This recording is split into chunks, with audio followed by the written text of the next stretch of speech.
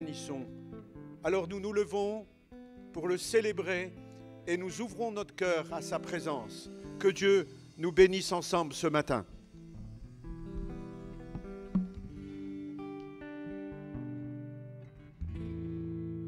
Voilà, bien le bonjour à tous. Nous voulons vraiment vous saluer ce matin. Les internautes aussi qui nous regardent, vraiment soyez les bienvenus. Êtes-vous prêts ce matin? Êtes-vous prêts? Êtes-vous prêts ce matin? Sommes-nous prêts ce matin à nous rapprocher du trône de Dieu? Voilà, vraiment, je veux vous encourager ce matin à être libre devant lui. Même si tu es derrière ton écran ou ton téléphone, sois libre, sois peut-être seul, parce que Dieu parle quand tu es seul. Alors vraiment, je veux t'encourager ce matin. Alors on veut vraiment vous accueillir avec un chant ce matin, c'est bénédiction, parce que nous croyons que Dieu appelle la bénédiction sur nos vies, sur vos vies. Alléluia. Que la grâce et la paix du Seigneur soient déposées sur vous, sur nos cœurs, et que sa lumière vienne éclairer nos vies par le don de Jésus-Christ. Que la grâce et la paix du Seigneur soient déposées sur vous, sur nos cœurs, et que sa lumière vienne éclairer nos vies par le don de Jésus-Christ. Que la grâce et la paix du Seigneur soient déposées sur nous, sur nos cœurs, et que sa lumière vienne éclairer nos vies par le nom de Jésus-Christ. Une dernière fois de tout notre cœur. Que la grâce et la paix du Seigneur soient déposées sur vous, sur nos cœurs, et que sa lumière vienne éclairer nos vies par le nom de Jésus-Christ. Alléluia. Nous voulons vraiment accueillir notre roi des rois ce matin, de tout notre cœur. Alors nous avions prévu, c'est le mois de décembre exactement, et puis c'est le 13, c'est exceptionnel. Freddy l'a dit, et vraiment, on veut vraiment honorer cette journée du 13 décembre, parce qu'elle est spéciale. Et j'ai une bonne nouvelle pour vous. Alors on va l'écouter. De nos montagnes et nos vallées, de nos campagnes et nos cités, un peuple nombreux s'absent pour louer Dieu et proclamer ensemble. Il est le Créateur qui fait de nous sa demeure. Pour être ciel et lumière, Dieu nous appelle à trôner sur la terre. Nous annonçons le roi, alléluia, nous proclamons son nom sur ce pays. Célébrons sa gloire, chantons sa victoire, et nous vivons le don de son esprit. Nous annonçons le roi, alléluia, nous proclamons son nom sur ce pays. Célébrons sa gloire, chantons sa victoire, et nous vivons le don de son esprit. Le roi rassemble son armée, l'ennemi tremble sous ses pieds, la victoire est assurée. Si nous marchons unis à ses côtés, oh, voici notre bouclier, et sa parole son épée, ses rêves nous sont ondés, pour tenir ferme et pour tout triompher. Nous annonçons le roi, alléluia, nous proclamons son nom sur ce pays. Nous célébrons sa gloire, chantons sa victoire, et nous vivons le don de son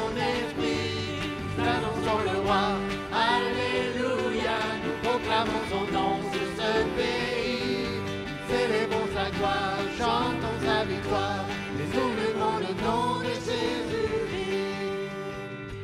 Nous annonçons le roi, alléluia, nous proclamons son nom sur ce pays. Nous célébrons sa gloire, chantons sa victoire, et nous vivons les dons de son esprit. Nous annonçons le roi, alléluia, nous proclamons son nom sur ce pays. Nous célébrons sa gloire, chantons sa victoire, et nous vivons le nom de Jésus-Christ. Alléluia, alléluia.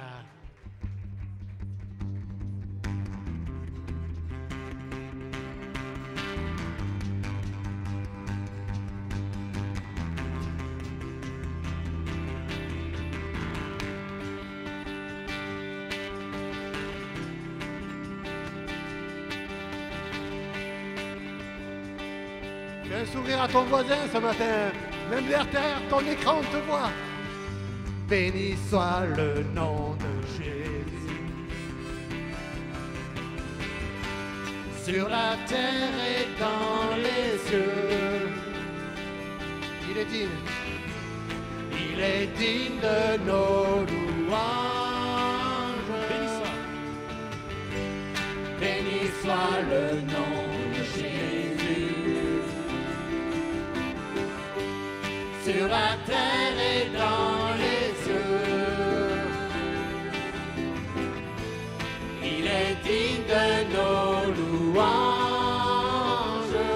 Alléluia, Dieu est si bon. Alléluia, à l'unisson chantons. Alléluia.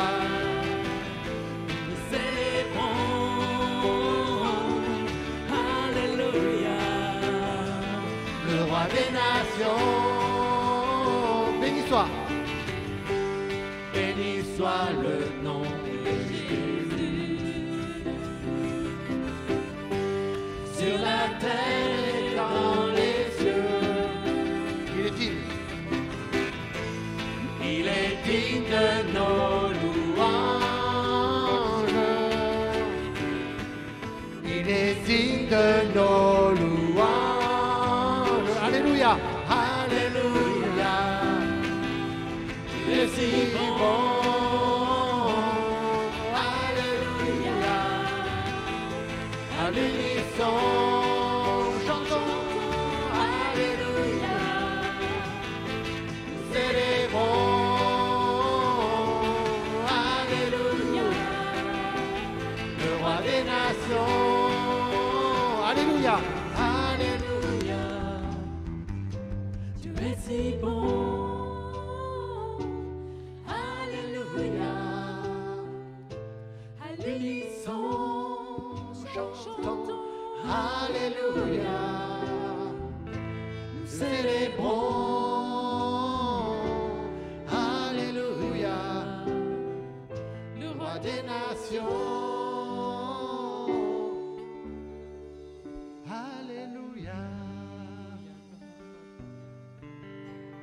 Est-ce que nous pouvons remercier notre roi des rois ce matin de nos voix? Faites monter vos voix ce matin.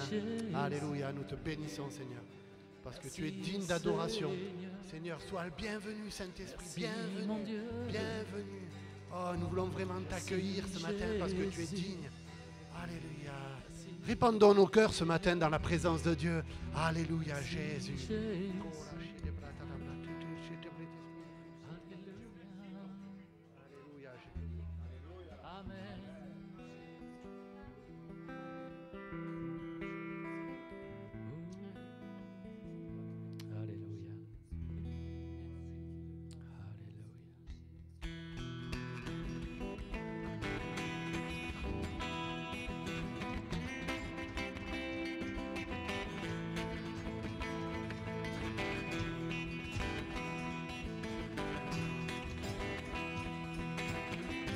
Oui.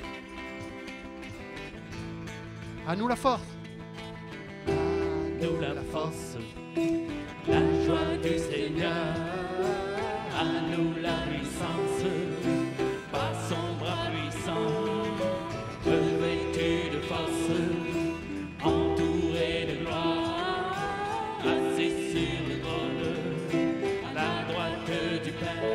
faisons monter, monter, un parfum de louange, faisons monter, monter, notre adoration, faisons monter, monter, un parfum de louange, faisons monter, notre adoration.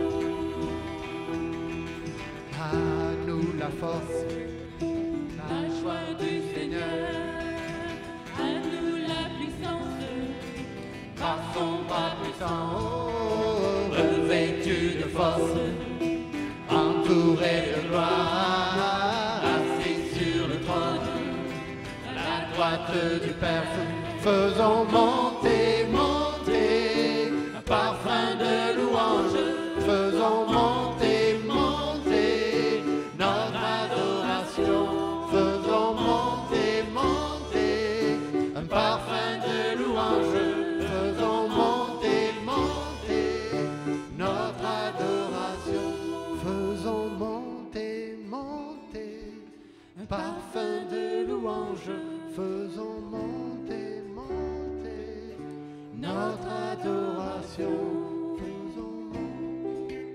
un parfum de louange,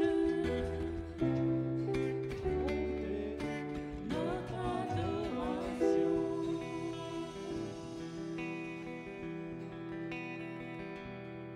Faisons monter, monter, un parfum de louange, faisons monter, monter, notre adoration, faisons monter, monter, un parfum de louange, faisons monter, monter, notre adoration.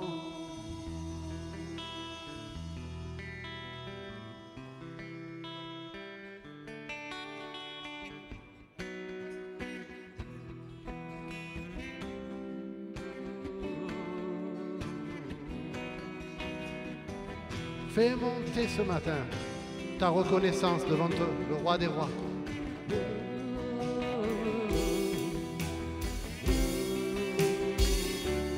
Dieu demande juste que tu ouvres ta bouche ce matin pour la remplir. Alors même si tu nous regardes, ouvre ta bouche et Dieu va la remplir. Oui, Jésus, merci. Oh. Seigneur, nous te glorifions parce que tu es digne d'adoration et de louange. Tu es le roi qui règne. Alléluia, Jésus, prends toute la place. Alléluia.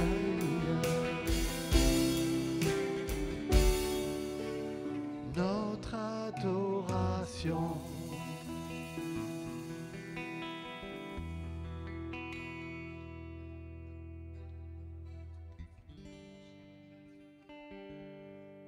Prenons ce chant simple qui dit Alléluia. Alléluia.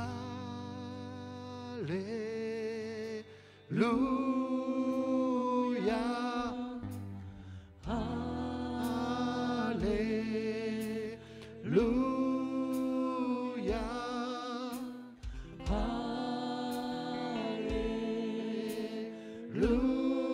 Alléluia. Jésus.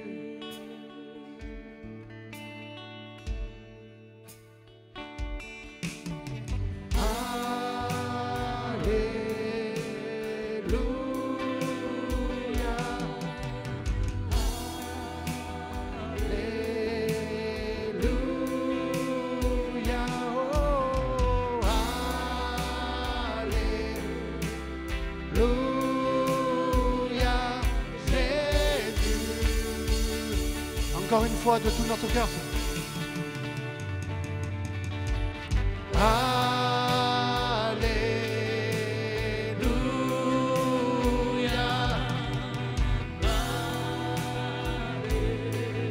Sois béni, Seigneur. Nous voulons confesser que tu n'as pas changé, tu es le roi des rois et tu règnes. Jésus, nous voulons te donner nos cœurs ce matin. Nous te donnons nos cœurs. Nous te donnons nos âmes. Oh, viens par ton esprit, ranimer notre amour. Oh, viens changer nos vies. Nous te donnons nos cœurs. Confesse-le ce matin. Nous te donnons nos cœurs.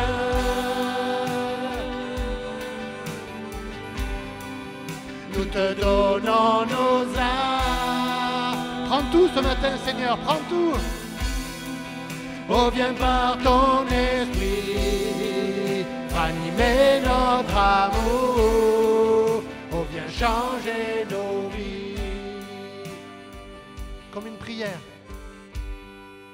Nous te donnons nos cœurs.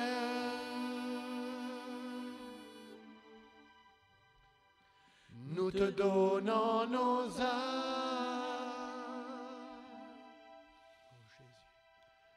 Oh, viens par ton esprit, ranimer notre amour. Oh, viens changer ma vie. Encore une fois. Nous te donnons nos cœurs. Nous te donnons nos âmes. Oh, viens par ton esprit, ranimer notre amour. Oh, viens changer ma vie. Dernière fois. Nous te donnons nos cœurs.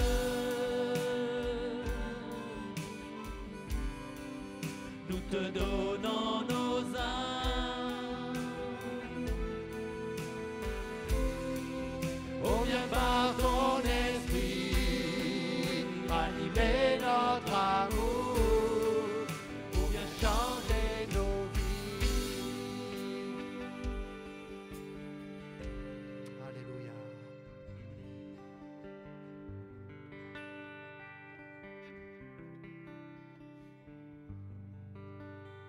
Alléluia. Nous voulons te donner nos cœurs ce matin parce que tu es digne, tu es digne, tu es le roi des rois, tu règnes. Nous voulons confesser ce matin que tu es le roi des rois et que l'Éternel règne, l'Éternel règne. L'Éternel règne, il est majestueux,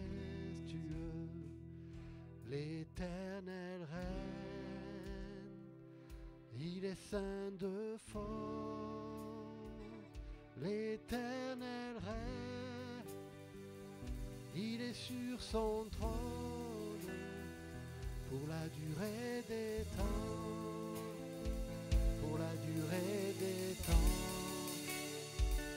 Dieu est puissant Dans les lieux célestes, ses témoignages sont véritables, la sainteté vient sa maison pour la durée des temps, pour la durée des temps. Puissance et fort, puissance et fort sont dans son temple, devant sa face. Toute est splendeur, toute est splendeur, famille et peur, rendez-lui gloire pour la durée des temps, pour la durée des temps, pour la durée des temps, pour la durée des temps. Nous t'adorons pour la durée des temps.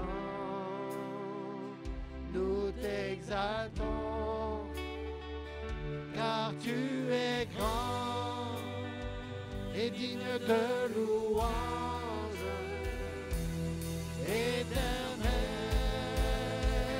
tu as fait les œuvres. Amen, amen, oh, oh, amen, amen, oh, oh, amen, amen, alléluia, Jésus, amen, gloire au roi, amen.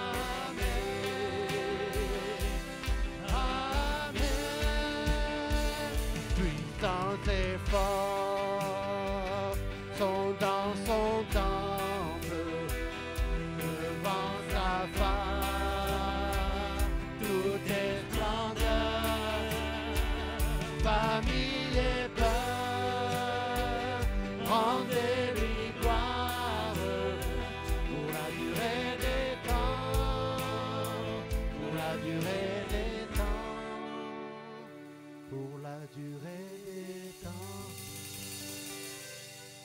Alléluia. Nous confessons pour la durée des temps que tu règnes. Alléluia, Jésus. Alléluia. Je vous invite à vous asseoir.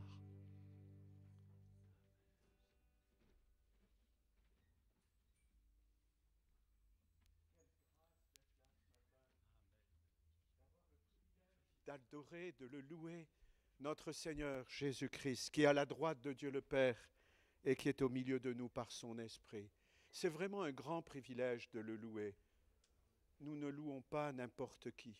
C'est le Seigneur des Seigneurs, le Maître de l'univers, le Roi des nations et le Sauveur de nos âmes.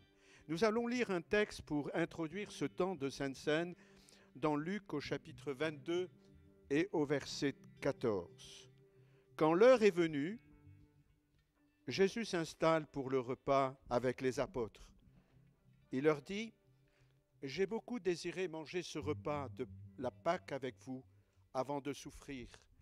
Oui, je vous le dis, je ne mangerai plus ce repas jusqu'au jour où Dieu l'offrira dans son royaume. » Ensuite, on donne une coupe de vin à Jésus, il remercie Dieu, puis il dit, « Prenez cette coupe et partagez ce vin entre vous.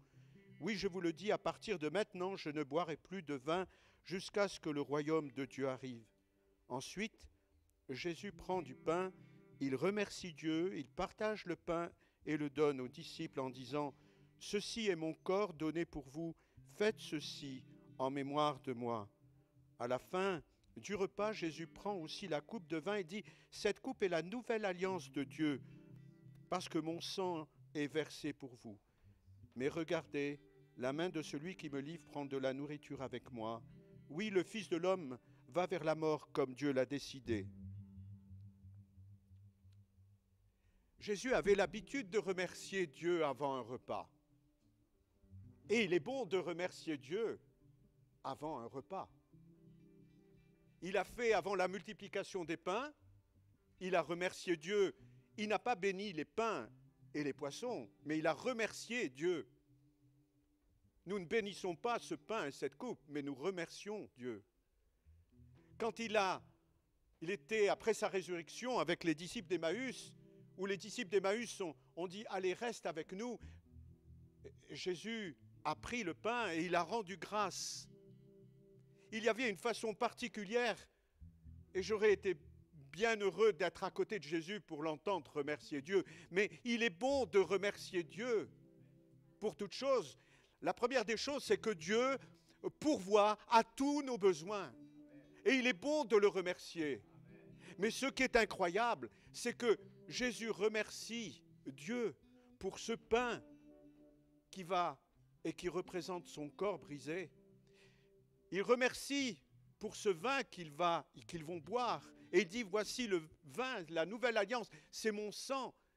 C'est incroyable. Jésus, avant de souffrir, il sait qu'il va souffrir. Et quand même, il remercie Dieu parce qu'il va être l'auteur du salut du monde. Il est l'auteur de notre salut. Il sait qu'il va souffrir et quand même, il remercie Dieu. Parce qu'en fin de compte, en remerciant son Père, il proclame, il dit, « Oh Dieu, au travers de ma vie, tu vas pourvoir au salut du monde. » Et si nous sommes là, c'est grâce à Jésus-Christ, qui est mort pour nous, qui a pris nos péchés. Et je disais à quelqu'un, à mon frère, il a pris aussi nos maladies. Oh, il a pris nos maladies. Je suis guéri dans le nom de Jésus. Nous acceptons le pardon de nos péchés, mais acceptons aussi, ça fait partie du salut. Le salut, c'est la délivrance, la guérison, le pardon, la libération. Et ce matin, nous avons le sujet de joie de nous réunir, mais de remercier Dieu en prenant ce pain et ce vin. Soyons dans la reconnaissance, frères et sœurs. Soyons dans la reconnaissance, quelle que soit la situation que nous vivons, et elle est comme elle l'est. Mais nous remercions le Seigneur parce qu'il pourvoit à tous nos besoins. Et la table que nous partageons avec le pain et le vin est une table de grâce, de bénédiction, mais d'abondance. Et c'est simplement dans la mesure où je crois que je reçois cette bénédiction. Et quand nous allons prendre ce pain et ce vin avec remerciement, mais aussi avec confiance, et de dire, Seigneur, tu pourvois à tous mes besoins. Besoins physiques, tu me guéris. Besoin moral, tu me donnes l'encouragement nécessaire. Besoin spirituel, tu remplis mon âme et mon esprit de ta présence. Oh, quel sujet de joie et de remerciement ce matin. Nous ne sommes pas dans les lamentations, nous ne sommes pas dans la tristesse, mais nous sommes dans la reconnaissance parce que nous avons un Seigneur vivant qui règne et qui est en nous. Alors nous nous levons, frères et sœurs, et nous te disons, Seigneur, merci pour ce repas. C'est un repas de bénédiction et d'abondance parce que tu as pourvu au travers de ton corps, au travers de tes souffrances. Seigneur, c'est ton corps que tu as donné pour le salut du monde, pour notre propre salut. C'est ton sang qui a été versé et ce sang nous lave de tout péché. Et nous pouvons avoir cette assurance qu'un jour nous te verrons dans le ciel de gloire avec toi. Seigneur, merci pour cette table d'abondance. Que ta grâce et ta bénédiction soient notre partage. Et nous voulons confesser simplement que nous avons une entière confiance en toi, dans le nom de Jésus. Amen. Alors, mes amis, avec vos masques, eh bien, vous pouvez prendre, nous allons commencer par là et par là, et vous retournez. Et puis, nous gardons le petit verre et le pain, et nous allons le prendre ensemble. Que Dieu nous bénisse ensemble.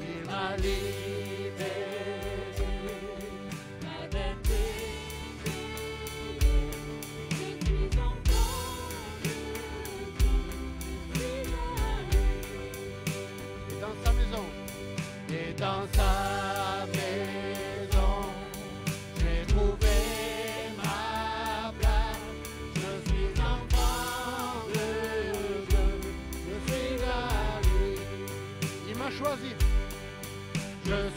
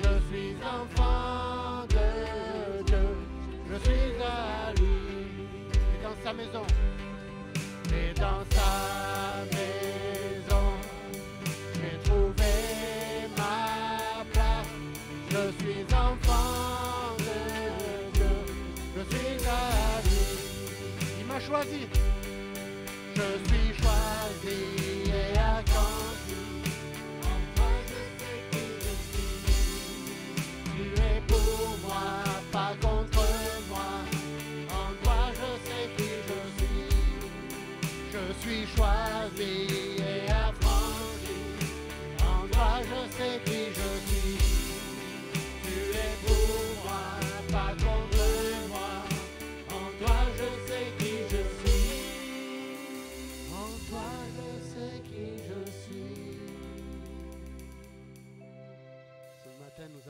l'identité du Père Céleste. Amen. Il m'a libéré, Ma dette est payée, je suis enfant de Dieu, je suis à lui. Et dans sa maison, j'ai trouvé ma place. Enfant de Dieu, je suis à lui.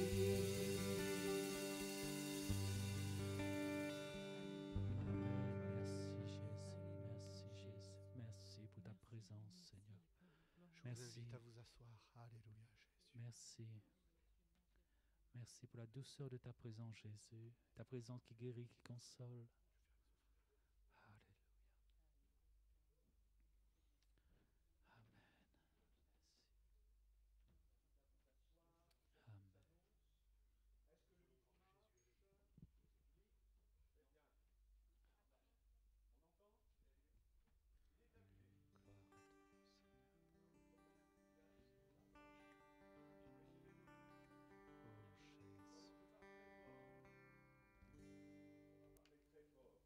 Donc, quelques annonces. On est heureux d'être là ce matin. Oui. Alors, il manque encore quelques personnes, mais nous avons une bonne capacité. Et il y a les masques, il y a la distance. Nous respectons les consignes sanitaires. Alors, mardi matin, prière. Alors, vous savez qu'il va y avoir un couvre-feu de 21h à 6h du matin. Alors, par rapport à la réglementation des cultes, c'est 1/3 de... Ah, c'est 20h, c'est pas 21h. Oui, c'est 20h jusqu'à 6h du matin. Oui, c'est vrai. Merci. Nous avons la capacité d'1/3. Donc, c'est bon pour nous, cette capacité. Donc, mardi matin, 6h30, 7h30, rencontre de prière.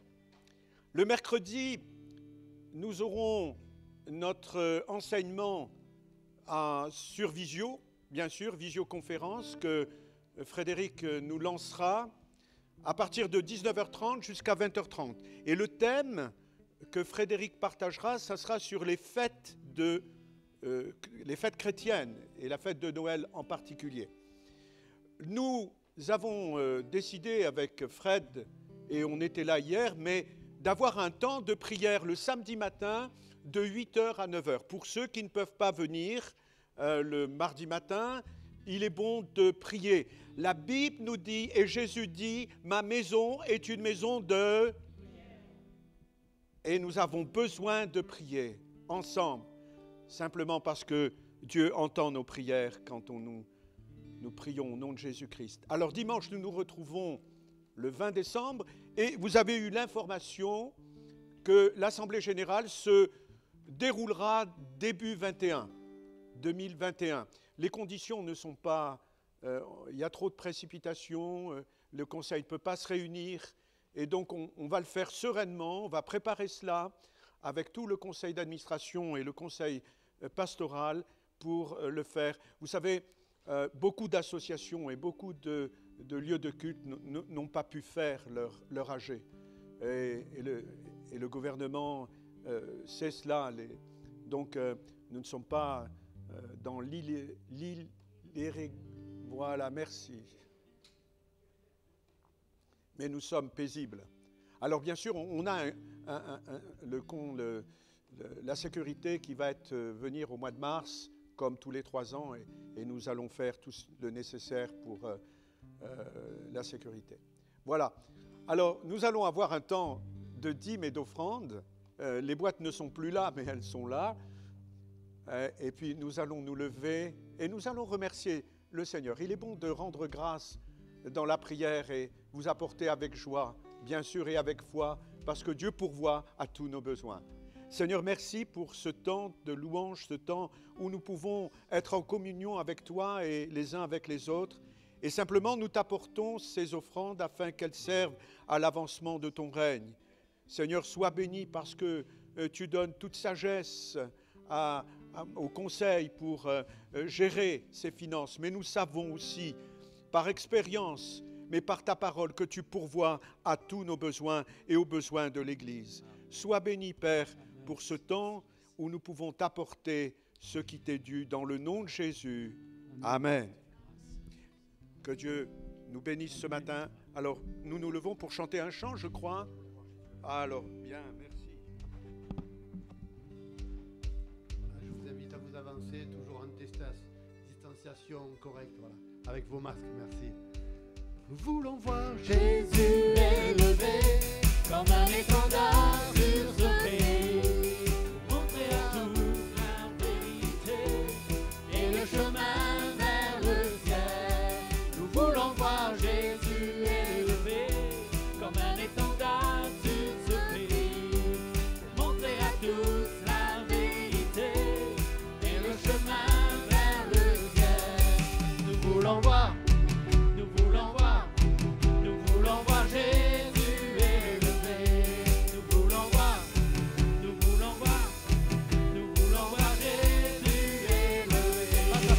Pas à pas, allons de l'avant.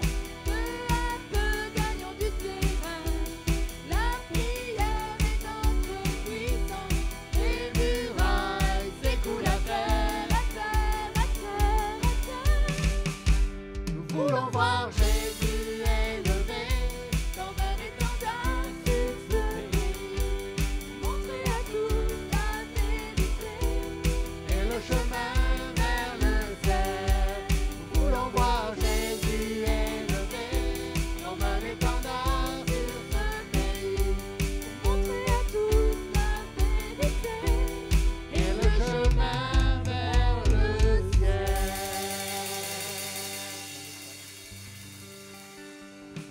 Pas à pas, allons de l'avant. Peu à peu, gagnons du terrain. La prière est notre puissance. Les murailles s'écoulent à terre, à terre. Pas à pas, pas à pas. Pas à pas, allons de l'avant. Peu à peu, gagnons du terrain. La prière est notre puissance. Les murailles s'écoulent à terre, à terre, à terre, à terre. Nous voulons voir Jésus élevé comme un étendard sur ce pays, pour montrer à tous la vérité et le chemin vers le ciel. Alléluia. Bénissons notre roi des rois. Amen. Nous allons laisser la place au pasteur.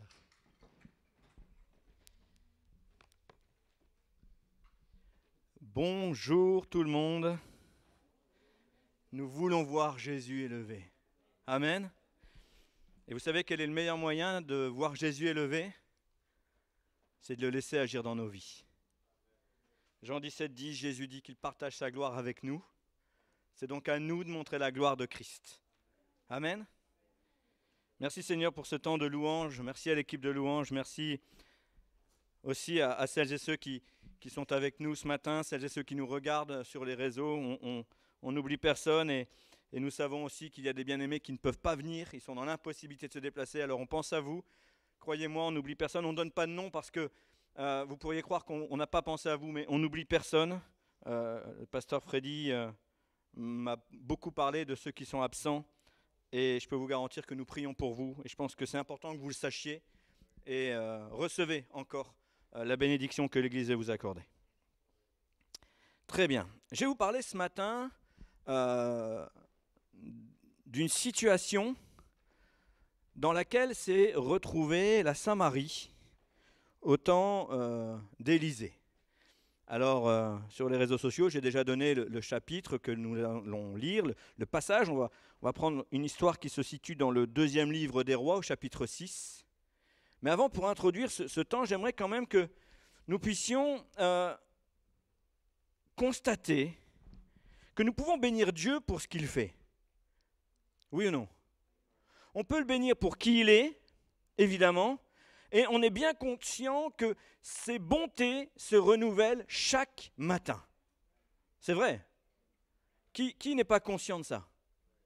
Ça va, il n'y a pas de main qui se lève ici, c'est une bonne chose. Mais il est aussi facile de discerner autour de nous une certaine morosité, une certaine angoisse, une peur peut-être. Il faut appeler un chat un chat. Et tout ça nous environne. Et dernièrement, nous étions en pastorale avec la pastorale nîmoise, et c'est un sentiment général chez les pasteurs. On sent cette morosité autour de nous, cette tristesse qui nous envahit.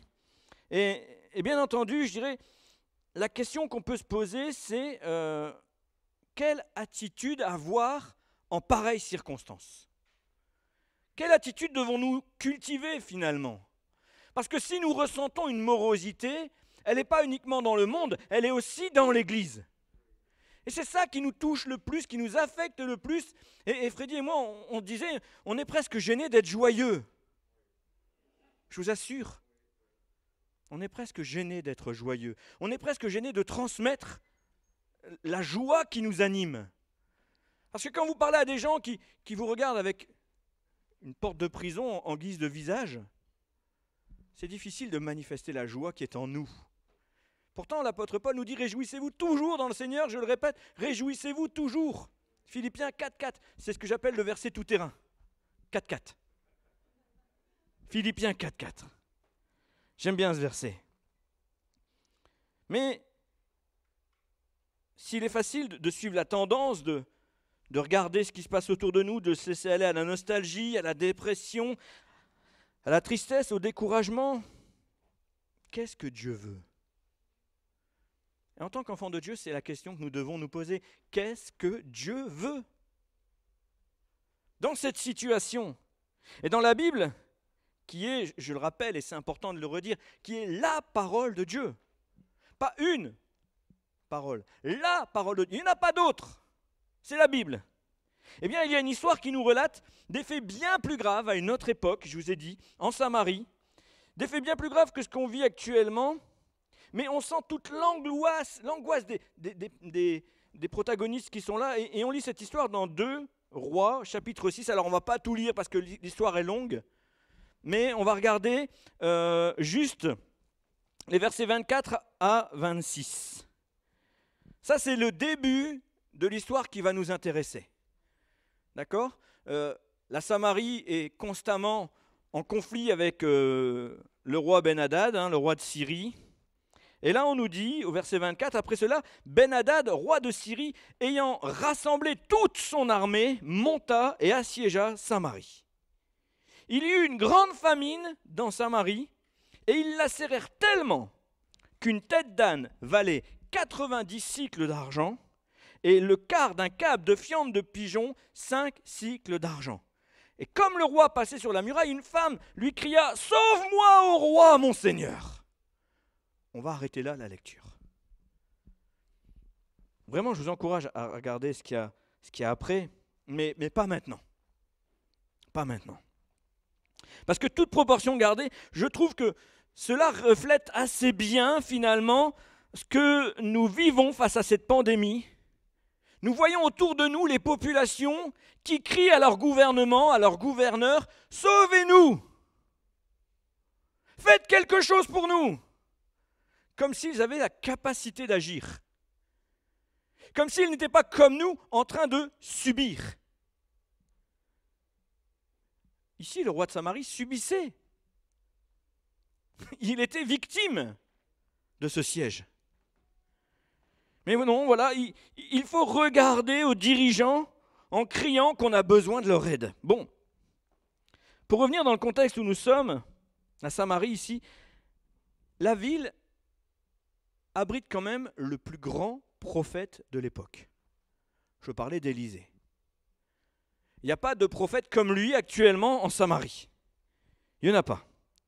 Et c'est-à-dire que, avec la puissance qui est sur Élisée, le peuple a quand même vu la gloire de Dieu à plusieurs reprises déjà. Il s'est déjà passé de nombreuses choses belles et incroyables. Mais au lieu de s'adresser à Dieu, le peuple s'adresse au roi. Comme s'il avait la capacité de faire quelque chose. Et la France, pays laïque, oui, n'a pourtant pas oublié ses racines chrétiennes. Nous sommes un pays aux racines chrétiennes, qu'on le veuille ou non. Le christianisme a toujours été une religion importante en France, particulièrement catholicisme, mais peu importe. Nous avons été aussi très actifs dans la réforme. Donc le christianisme en France a toujours été quelque chose d'important. Nous pouvons dire également, si nous voulons parler de religion, qu'il y a beaucoup de musulmans aussi en France. C'est la deuxième religion en France, l'islam. Mais pourtant, on se tourne vers le gouvernement.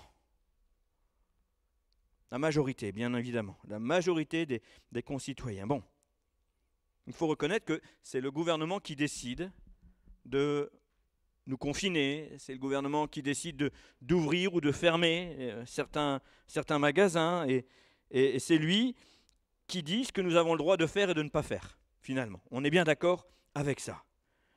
Et ce n'est pas à nous de décider si c'est bien ou mal géré. La manière dont c'est géré, c'est ce que nous vivons. Et encore une fois, je ne voudrais pas être à la place de ceux qui prennent des décisions, parce qu'il faut tout assumer après. D'accord ? Mais quoi qu'il en soit, nous pouvons dire que ce qui nous arrive aussi en partie à cause de ceux qui nous dirigent.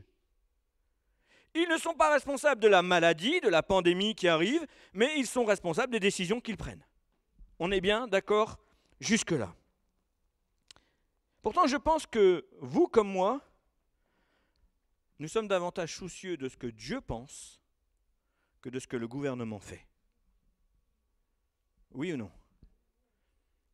Et si ce n'est pas le cas, je vous encourage vivement à vous soucier davantage de ce que Dieu pense que de ce que le gouvernement dit, pense et fait. Avec tout le respect que j'ai pour les autorités de notre pays, encore une fois. Et d'ailleurs, ici, le prophète ne va pas se poser la question de savoir ce que va dire le roi. Le prophète parle à Dieu. Il interroge Dieu et il se demande qu'est-ce qui va se passer. Il interroge Dieu et il faut dire que la situation est très grave. Il n'y a plus de nourriture. Waouh! Vous voyez que ce qu'on vit, ce n'est pas si grave finalement. On arrive encore pour la majorité d'entre nous, la grande majorité d'entre nous, à manger à notre faim, à avoir un toit sur notre tête. On arrive encore à se déplacer, à sortir.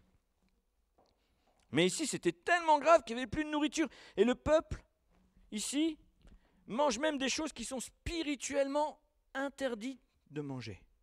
Il mange une tête d'âne. Une tête d'âne. Il n'y a pas grand-chose à manger là-dessus, mais il le mange. Il mange même des fientes d'oiseaux. Et certaines personnes, écoutez bien, en étaient arrivées à manger leur propre bébé. C'est ce que vous lisez dans la suite. Et je n'ai pas voulu lire la suite tout de suite parce que, bien évidemment, cette femme qui crie au roi, eh bien, elle vient crier pour avoir justice. Et c'est ça qui est incroyable. Ils mangeaient leur propre bébé. Et la femme ici, en fait, elle ne vient pas demander au roi de l'aider à sortir de la situation face à l'armée de Ben-Hadad. Elle vient lui demander justice pour pouvoir manger le bébé de celle avec qui elle l'a partagé. Vous imaginez la détresse dans laquelle étaient ces gens. Ils ne voulaient pas sortir de leur situation, ils voulaient juste justice pour manger à leur faim. La situation est très grave. Et on va demander au roi de faire la justice. C'est pour ça que le roi, il va être complètement désemparé. Complètement. Et vraiment, je vous encourage à lire l'histoire à la maison, mais ce que va faire le roi de Samarie ici, eh bien, au lieu de réagir, au lieu de réagir comme un homme spirituel, il est le roi de Samarie. Au lieu de réagir comme un homme spirituel, il va blâmer le prophète Élisée, et bien évidemment, au travers du fait d'en vouloir à Élisée, c'est à Dieu qu'il en veut. Puisque Élisée n'est que le serviteur de... Ah, c'était mou là. Élisée n'est que le serviteur de... Donc si vous blâmez un serviteur de Dieu aussi efficace qu'Élisée, je ne vous parle pas de moi, de Freddy, mais je parle d'un homme qui a fait vraiment ici preuve d'une grande puissance, même si je n'ai pas à pleurer sur ce que Freddy ou moi avons déjà pu faire. D'accord ? Mais je vous parle d'Élisée. Quand on blâme un homme tel qu'Élisée, c'est avant tout Dieu qu'on attaque. Puisque Élisée ne faisait que ce que Dieu lui demandait. Et tout comme le Covid, ici s'est répandu en France de la faute de l'église de Mulhouse, bien évidemment nous savons que ce n'est pas vrai. Mais il faut un bouc émissaire, il faut un responsable et c'est forcément Dieu. Vous avez remarqué, en France, ça s'est exactement passé comme ça. C'était la faute d'une église. Et je redis, nous savons que ce n'est pas vrai. C'est un mensonge, c'est une manipulation. Il fallait un bouc émissaire et le plus simple, c'était d'accuser à nouveau les enfants de Dieu. C'est le meilleur moyen. Accusons les enfants de Dieu. Pourtant, ni Dieu, ni une église n'est responsable de la Covid. Vous êtes d'accord avec ça ? Personnellement, je ne me sens pas du tout responsable de quoi que ce soit en matière de Covid. Mais ce que je constate au travers de cette histoire, c'est que Dieu va se servir de cette situation, et c'est ce qui nous intéresse, parce que Élisée va aussi s'en servir. Et donc ce matin, j'invite l'Église à aussi s'en servir. Nous devons nous servir de cette situation, non pas pour nous plaindre, non pas pour rester dans l'abattement, mais pour faire comme Élisée, éclater la gloire de Dieu.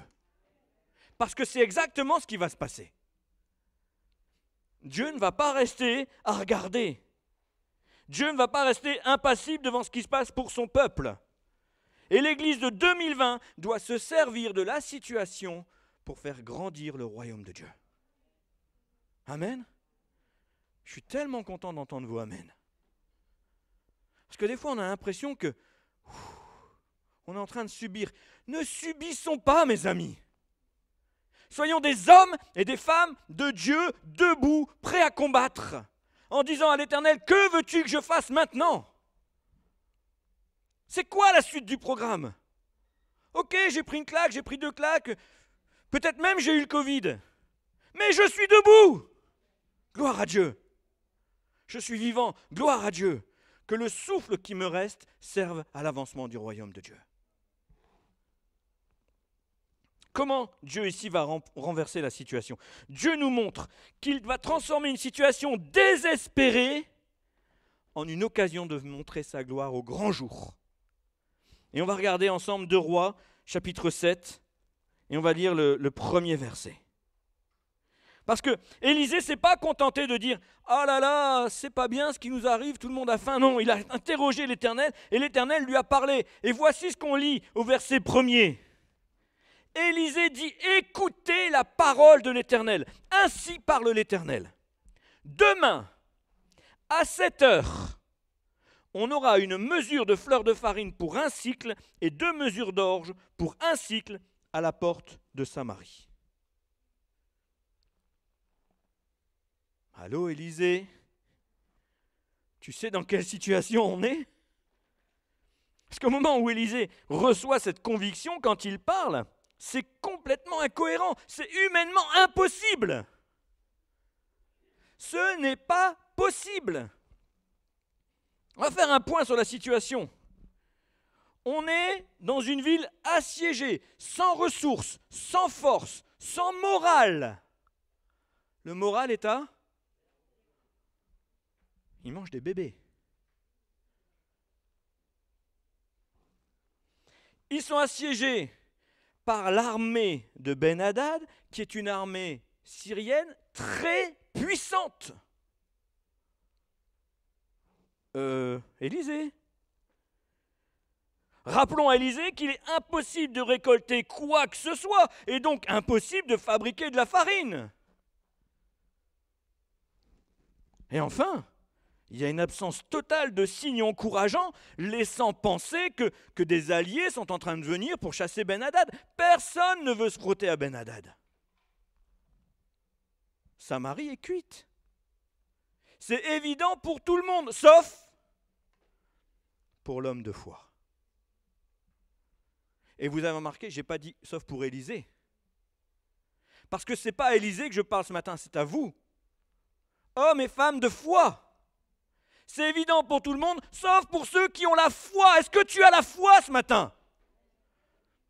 Je te demande, est-ce que tu as la foi que Dieu est à l'œuvre? Même Élisée, il ne sait pas du tout comment ça va se passer. Il n'a aucune idée de ce qui va se faire. Mais il sait une chose, c'est que Dieu a dit et Dieu va faire. Il n'a aucun doute. Dieu va agir. Est-ce que tu crois que Dieu puisse agir encore aujourd'hui? Est-ce que tu crois que Dieu subisse le coronavirus? Non, bien sûr que non. Est-ce que tu crois qu'il ignorait cette crise sanitaire qui allait nous toucher? Dieu est informé de tout ça. Est-ce que tu crois que tu fasses partie de son peuple? On est moins nombreux à faire partie du peuple, hein? Est-ce que tu fais partie du peuple de Dieu? Oui. Proclame les choses. Annonce les choses. Si tu ne le fais pas ici, entre nous, tu ne vas pas le faire dehors. Fais-tu partie du peuple de Dieu? Amen. Aujourd'hui, mes amis, tout est au ralenti. On a annulé tous les événements nationaux. Tout est à l'arrêt, du plus petit au plus grand, tout s'annule. On peut fêter Noël en stricte intimité, on ne peut même pas fêter Nouvel An. Pour vous dire à quel point les restrictions s'enchaînent. Et ça, ce ne sont que les prémices. Vous avez discerné que ce n'était que des prémices? Nous arrivons dans ces temps de la fin que la Bible nous annonce. Les restrictions pleuvent comme des averses. Et le monde entier cherche quoi? Cherche l'homme providentiel. L'homme qui va nous sortir de tout ça. Enfin le voilà. Le beau, le grand, le bon, l'intelligent, le meilleur. L'antéchrist. Parce que ce sera lui. Ce ne sera pas Jésus là. Hein? Celui que le monde réclame, ce n'est pas Christ. C'est l'antéchrist. C'est lui qui va arriver très bientôt. Et c'est pourquoi nous ne devons rien attendre des hommes, mais nous devons continuer à avoir les yeux fixés sur la parole de Dieu. Que nous dit la Bible? Gardons les yeux sur Christ, qui est le rémunérateur de notre foi. Et pourquoi c'est important? Parce que si nous ne sommes pas attentifs à ce que dit la Bible, eh bien, nous allons subir ce que subit un homme dans cette même histoire qui ne croit pas que Dieu puisse tirer son peuple de cette impasse. On va regarder le verset suivant. On a lu 2 Rois 7, 1. Regardons 2 Rois 7, 2. L'officier sur la main duquel s'appuyait le roi répondit à l'homme de Dieu, qui vient de dire demain on aura la farine pour rien. Hein? Quand l'Éternel ferait des fenêtres au ciel, pareille chose arriverait-elle? Et Élisée dit, tu le verras de tes yeux, mais tu n'en mangeras point. Ouh. Ouh. Moi, quand je lis ce verset, je me rends compte de l'importance d'assumer la foi qui m'anime. Alors vous allez me dire, oui, mais ceux qui n'ont pas la foi, eh bien laissez-moi vous dire que même les athées ont la foi. Oui. Moi, je crois en Dieu, je crois en Jésus, je crois qu'il est mort à la croix pour mes péchés, et je crois que parce que je crois, parce que je le confesse de ma bouche, je suis sauvé. Ça, c'est ce que je crois. Pour faire simple, hein. Ça, c'est ce que je crois. Mais les athées sont persuadés qu'il n'y a pas de Dieu et qu'ils n'ont de compte à rendre à personne et qu'après la mort, c'est la mort. Voilà. Mais ils y croient dur comme fer. Les vrais athées ont autant de foi que toi et moi. Parce que c'est quoi la foi? La foi, nous dit Hébreux 11.1, est une ferme assurance des choses qu'on espère, une démonstration de celles qu'on ne voit pas. Les athées ont une ferme assurance que Dieu n'existe pas. Oui ou non? Ils ont cette ferme... Je parle des vrais athées. Hein? Je ne parle pas de ceux qui disent « Oh, je ne sais pas, moi je suis athée. Ah ouais, toi tu crois qu'il n'y a rien? Non, ben, je ne sais pas. Donc tu n'es pas un athée. D'accord? Les vrais athées, ils démontrent qu'en conséquence du fait qu'ils ne croient pas en Dieu, eh ben, ils n'ont pas de compte à rendre à qui que ce soit, ils n'ont pas la crainte de Dieu. Ils démontrent ces choses-là. Mais un jour, nous serons devant le fait accompli. Si nous, les chrétiens, on avait eu tort, eh bien, tout comme ils l'ont dit, on sera mort et on sera mort. Point. Mais si nous avons raison, et je suis absolument certain d'avoir raison, sinon je ne serais pas devant vous pour prêcher la parole de Dieu. Je crois ce que je dis, je crois ce que je vis. Je vois ça au quotidien, c'est pas le dimanche matin de 10h à midi. C'est 7 jours sur 7, 365 jours par an que je crois en Dieu. C'est chaque seconde de ma vie. Tout mon être soupire après l'Éternel. Tout mon être loue Christ d'avoir donné sa vie pour moi. Si j'ai raison, alors souvenons-nous de ce que nous dit 2 Corinthiens 5,10. Tous, car il nous faut tous comparaître devant le tribunal de Christ, afin que chacun reçoive selon le bien ou le mal qu'il a fait, étant dans son corps. Tous, c'est même les athées. Même les athées paraîtront. Et il y aura des grincements de dents. C'est ce que nous dit Luc 13, 28. Il y aura des pleurs et des grincements de dents quand vous verrez Abraham, Isaac et Jacob et tous les prophètes dans le royaume de Dieu et que vous serez jetés dehors. Moi, je ne voudrais pas être jeté. Tu voudrais être jeté? Moi, je ne voudrais vraiment pas être jeté dehors. Alors, vous pourrez me dire que les chrétiens ne seront pas jetés. Ah bah oui, c'est l'avantage. C'est l'avantage, hein. Nous, on ne sera pas jetés parce que nous croyons en Jésus. Mais je suis obligé de nuancer cette pensée, mes amis. Jusqu'où va ta foi? Jusqu'où va ta foi? On est obligé de nuancer parce que Jacques, lui-même, alors qu'il écrit à des frères et des sœurs en Christ, Jacques 2, 19 nous dit ceci: « Tu crois qu'il y a un seul Dieu, tu fais bien. » Les démons aussi croient et ils tremblent. Croire, c'est facile. Quand tu as compris, croire, c'est normal. Mais ça ne suffit pas. Il ne faut pas s'arrêter à croire. Qu'est-ce que ça change pour toi? Quel impact ça a dans ta vie aujourd'hui? Quel impact ça a dans ta vie avec cette crise du Covid? On le mesure quotidiennement. Ça impacte l'Église. Des hommes, des femmes ont peur. Des hommes et des femmes passent leur temps devant les réseaux sociaux à chercher des réponses, mais ils ne viennent plus à l'Église. Des hommes et des femmes fuient parce qu'ils demandent où est Dieu. Quel impact ça a dans ta vie de connaître Christ? Les démons croient aussi et ils tremblent. Tu te rends compte? Est-ce que vous vous rendez compte que les démons tremblent? Ils n'ont pas la crainte de Dieu. Ils ont peur. C'est très différent. Et nous devons cultiver la crainte de Dieu et pas la peur. Cette crainte doit empêcher nos sentiments de prendre le dessus sur notre foi. Qu'est-ce qui est plus important chez toi? Tes sentiments? Tes sens, ce que tes yeux voient, ce que tes oreilles entendent, ce que ta main touche? Ou c'est ce que Dieu dit qui est plus important? Soit nous marchons par la vue, soit nous marchons par la foi. Et dans des circonstances comme aujourd'hui, on ne peut pas se permettre de marcher par la vue. Je vais répéter ça vraiment. Soyez bien attentifs, notez-le, surlignez-le, écrivez-le en rouge. On ne peut pas se permettre de marcher par la vue en ce moment. Et l'apôtre Paul nous dit dans 2 Corinthiens 5, 7, nous marchons par la foi et non par la vue. On ne peut pas se permettre de marcher autrement. Demande à Dieu ce que tu dois faire maintenant. Quelle a été la circonstance pour l'homme qui s'est moqué de la prophétie d'Élisée? Alors pour faire simple, je vais remettre le contexte. Il y avait à l'extérieur du camp 4 lépreux. Et ces 4 lépreux, on pourrait en parler dans une autre prédication, ces 4 lépreux étaient tellement malades qu'ils n'avaient pas pu rentrer dans la ville. La ville étant assiégée, ils risquaient d'apporter leur maladie dans la ville. Donc ils étaient restés à la porte et ils attendaient que ça passe.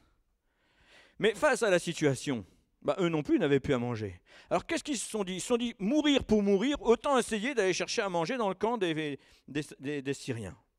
Alors ils se sont levés, ils ont pris leur courage à deux mains, ils sont allés dans le camp des Syriens, et là, qu'est-ce qu'ils ont constaté? Eh bien, qu'il n'y avait plus personne.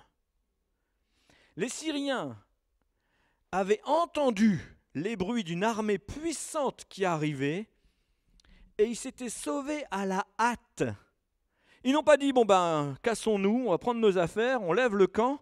Ils s'étaient sauvés à la hâte, c'est-à-dire qu'ils avaient laissé tout sur place, des trésors, leurs armes, leurs habits, mais aussi tout l'or et l'argent qu'ils avaient ramassé, parce que vous savez, quand ils passaient quelque part, ben, ils ramassaient tout. Et ils avaient tout laissé sur place, même leur nourriture, ils s'étaient sauvés, ils avaient pris la poudre d'escampette, ils avaient eu peur. C'est eux qui imposaient la peur, et juste avec un bruit, l'Éternel a retourné la situation. Et ça, tout le monde l'ignorait, même Élisée qui était dans la forteresse. Mais les lépreux, quand ils sont arrivés, qu'est-ce qu'ils ont fait? Ils ont dit, ah ben, allô? Ils ont cru d'abord que c'était un piège, ils se sont dit, ils vont nous tomber dessus. Mais ils ont tout fouillé, il n'y avait plus personne. Alors qu'est-ce qu'ils ont fait? Ils ont trouvé un endroit, ils ont pris à manger, ils ont mangé. Et en se retournant, qu'est-ce qu'ils voient? Ils voient de l'or et de l'argent. C'est magnifique. Ils prennent, ils vont cacher. Et puis ils se disent, c'est pas honnête de garder ça pour nous. Tout le monde les a rejetés, mais eux veulent bénir tout le monde. On en parlera à une autre occasion. Ils rentrent à Samarie et ils annoncent la bonne nouvelle. Ils annoncent cette bonne nouvelle et c'est ainsi que quelques versets plus loin, au verset 16, 2 Rois 7, verset 16, on va lire quelques versets, voilà ce qu'on dit. Le peuple sortit et pilla le camp des Syriens. Et l'on eut une mesure de fleurs de farine pour un cycle et 2 mesures d'orge pour un cycle, selon la parole de qui? Pas d'Élisée, de l'Éternel. Le roi avait remis la garde de la porte à l'officier sur la main duquel il s'appuyait, mais cet officier fut écrasé à la porte par le peuple, et il mourut selon la parole qu'avait prononcée l'homme de Dieu quand le roi était descendu vers lui.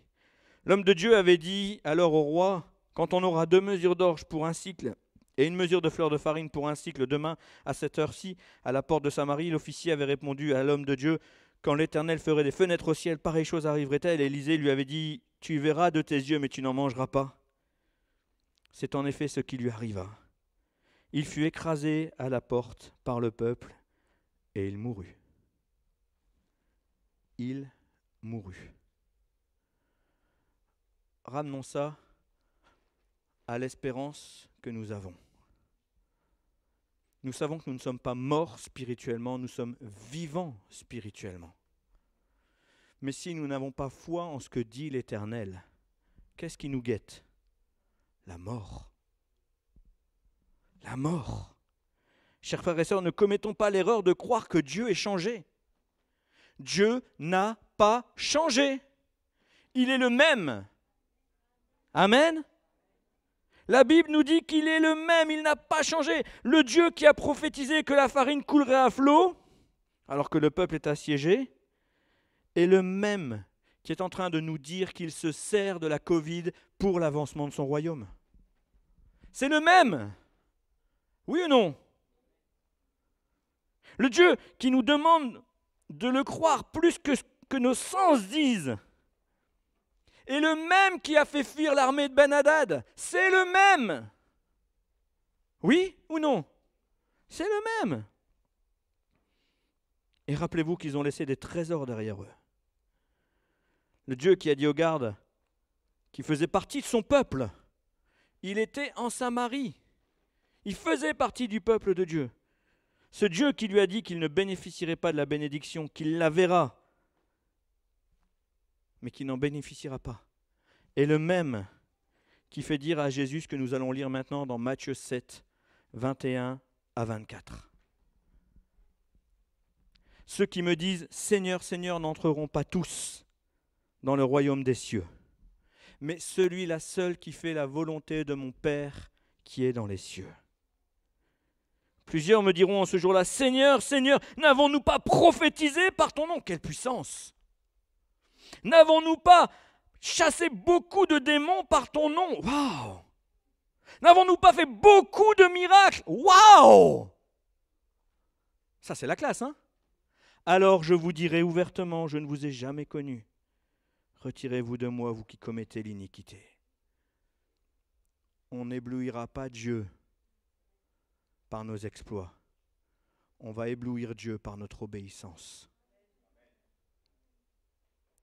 Parce que les exploits que nous réalisons, qui les réalise si ce n'est Dieu au travers de nous?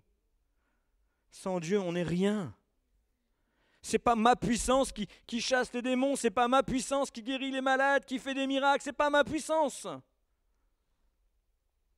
Je suis juste bon à vous prêcher la parole et je suis tellement heureux déjà de pouvoir le faire. Quelle grâce! Mais la puissance qui est en moi vient de Dieu. Je ne vais pas éblouir Dieu avec la puissance qu'il m'a donnée. Elle est à lui. Et Jésus ajoute au verset 24, c'est pourquoi quiconque entend ces paroles que je dis et les met en pratique sera semblable à un homme prudent qui a bâti sa maison sur le roc, sur Jésus. Il est la base de tout. Amen. Mes amis, cultivons la crainte de Dieu dans nos cœurs. Cherchons d'abord sa face. Cherchons le royaume des cieux et sa justice, le royaume de Dieu et sa justice. Ne nous lamentons pas sur nos situations, mais réjouissons-nous de ce que Dieu soit aux manettes. Il dirige toutes choses. Je ne veux pas être comme ce gardien à la porte de Samarie. Arriver au ciel et vous voir tous entrer et moi aller mourir en enfer. Parce que c'est ce qui va se passer pour ceux qui n'iront pas au ciel. Ils vont voir. Souvenez-vous de Lazare et de l'homme riche. L'homme riche dans son enfer voyait Lazare dans le sein d'Abraham. Ils vont voir. Mais Lazare dans le sein d'Abraham, il avait autre chose à faire que de se soucier de ce qui se passait en enfer. Il louait Dieu, il l'adorait. Fini les pleurs, fini la misère, fini cette pauvreté dans la vie de tous les jours. Fini de subir le Covid. Au ciel, on sera délivré de tout ça. À condition d'y aller. Amen. Gardons les yeux sur Jésus. Ayez la foi. Et regardez ce qui est écrit sur le fond du mur là. Si tu crois, tu verras la gloire de Dieu. Amen. Attends, est-ce que tu peux juste couper la projection et laisser le mur Voilà. Si tu crois, tu verras la gloire de Dieu. Ne te laisse pas abattre par les circonstances. Crois. Amen. J'aimerais juste terminer en priant et je demande à l'équipe de louange de me rejoindre pour prendre un dernier chant, si vous voulez bien. On va encore rendre gloire à notre Seigneur.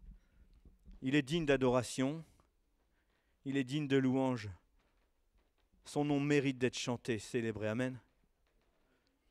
Seigneur, nous te bénissons parce que ta parole est une source d'encouragement au quotidien.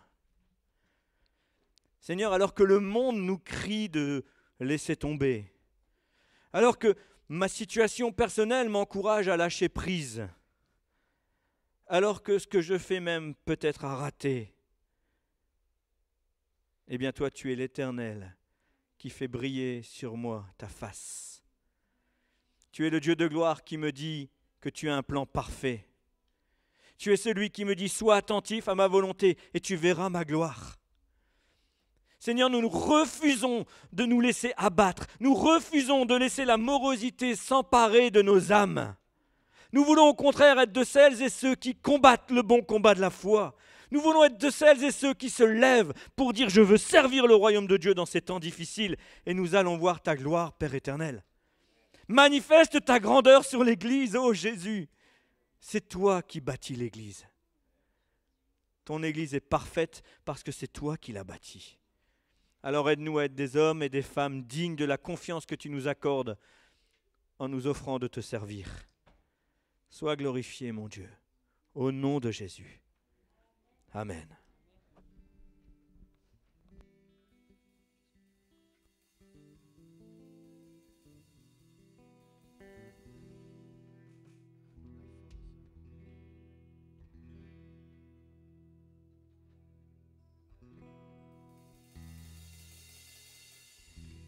Voilà.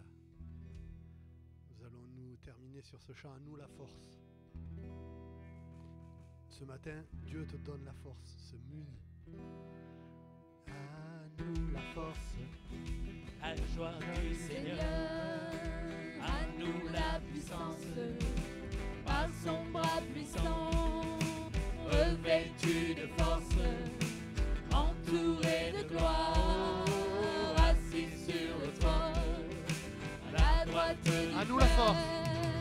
À nous la force, la joie du Seigneur, à nous la puissance, par son bras puissant, revêtu de force, entouré de gloire, assis sur le trône, à la droite du Père, faisant monter, monter, un parfum de louange, faisant monter, monter, notre adoration, faisant monter, monter, un parfum de louange, faisant monter, monter, notre Adoration.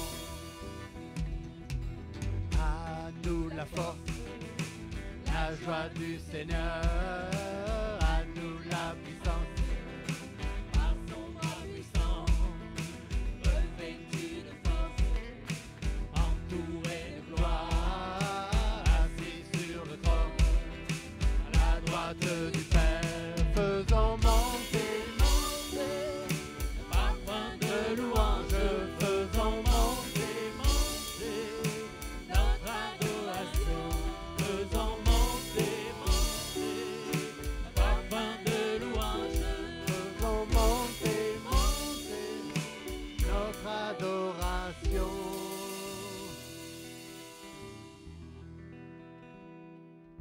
À nous la force, la joie du Seigneur. Fais un sourire à ton voisin ce matin malgré ton masque. À nous la puissance, par son bras puissant, revêtu de force, entouré de gloire, assis sur le trône, à la droite du Père. C'est ta place ce matin, à la droite du Père. Amen. Amen. Voilà, nous voulons vous bénir pour cette semaine. Notre culte se termine. Vraiment, merci pour ces moments passés. Merci pour le prêche. Merci pour votre présence. Merci pour les internautes de nous avoir suivis. Nous sommes reconnaissants ce matin. Alors, nous envoyons la bénédiction. On veut vraiment vous bénir dans cette semaine. Amen.